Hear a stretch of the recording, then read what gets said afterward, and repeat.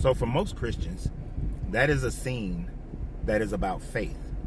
Abraham's faith in this God, that he is willing to sacrifice his son Isaac, the promised child, to show his faith towards this God, his obedience, his loyalty towards this God. But the more and more I thought about that today, the more and more I realized that this does not have anything to do with faith, as much as this has to do with just blind obedience to doing whatever this God says. Now, we all know that these stories were written hundreds, if not 1,000 years after the so-called incident occurred. But in writing these stories, the people who were writing was writing it at a time frame of gods, many gods, and miracles, and the lack of science, the knowledge of science, and the lack of historical accuracy. And as we move closer and closer to our time frame today, we have a broader understanding of science. We have a broader understanding of historical accuracy. You see, in the Bible, there are many times where people were said to have had faith, but yet it wasn't true faith. You see, they say that faith is the belief in something without any evidence. Well, Abraham was in communication with God, heard from God, got visited by two angels in God, spoke with angels before they destroyed Sodom. Lot had two angels come to his household and display their power by blinding the men. The woman who had an issue of blood had known that Jesus was healing people. They saw him feed 10,000 to 6,000 people with a 2-piece fish sandwich. So all these people within this book who claim to have had faith didn't necessarily have faith as much as they had evidence of the beings participating and doing the miracles to which they claim to have done. You see, the children of Israel in the Exodus story, if we take it for the people at that time frame, they saw the cloud at night and the pillar of fire at night and the cloud by day.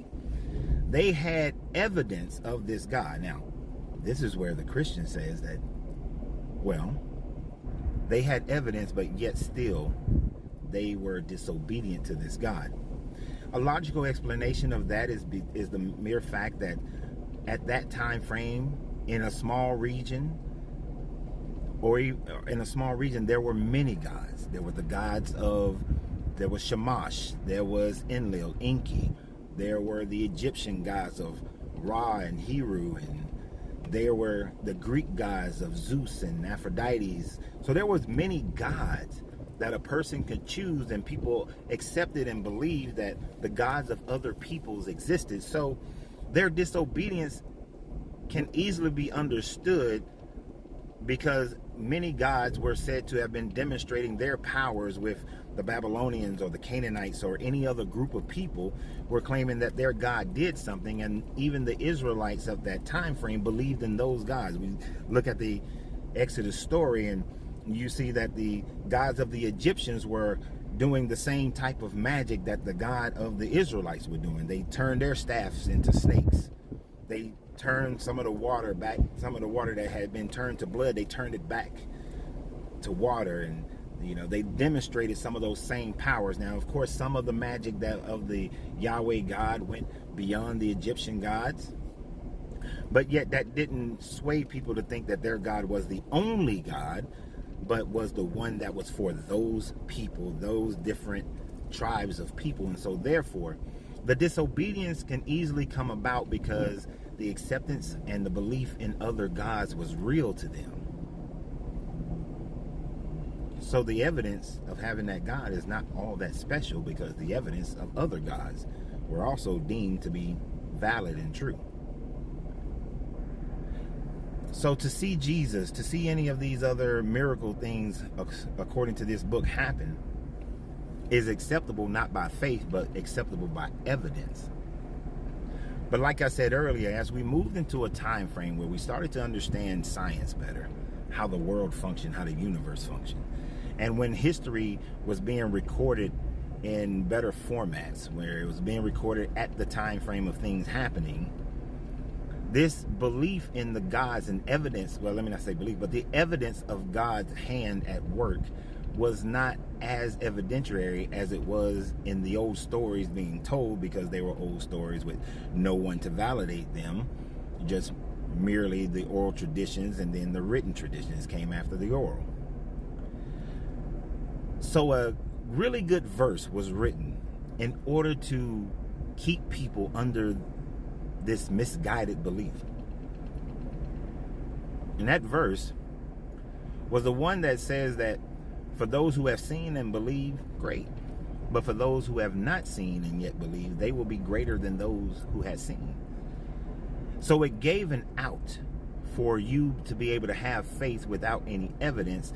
And then Paul later writing that faith, that having faith was greater than the works to which you commit yourself to. And then James writing that faith without works is dead kind of counteracts that, but it is still a premise of having faith, having no evidence, when all other times evidence was always provided by this God and all the other gods. Whether you were the Spartans who went and saw the Oracle of Delphi, and you see a young girl hopped up on some methane gas or whatever was going on in those caves that put her in this trance and believing in the oracles, they had evidence of their God because they didn't understand what was going on scientifically, biologically. So when we consider these people who supposedly had faith, and this story being about faith, they had evidence to back up their faith, according to the story. You have no evidence to back up your faith today. Today, you reach for this and reach for that, pick and choose this, pick and choose that, in order to claim your faith being true. But yet, every religion has those things written within them where you can look at any natural phenomenon, and I'm going to talk about one in a different video, and proclaim it to be evidence of your faith, when it is merely science that you yet to understand. So the Abraham story is not about faith. The Abraham story is your God provided proof. And my question then, why did your God stop providing real evidentiary truth of his existence? Because if your God is the one true only God, and your Bible is the only book we're supposed to be living our life based on, your God, in a time frame now where there is not the acceptance of other gods, has all the opportunity to prove himself to be real. And since he didn't require you to have faith without evidence back in the day, why is it that you have to have faith without evidence today? That is delusional. But what do you guys think? Comment, share, like, subscribe, and always remember, you have to free yourself to be yourself, because your greatness is non-negotiable. Good journey, good vibrations.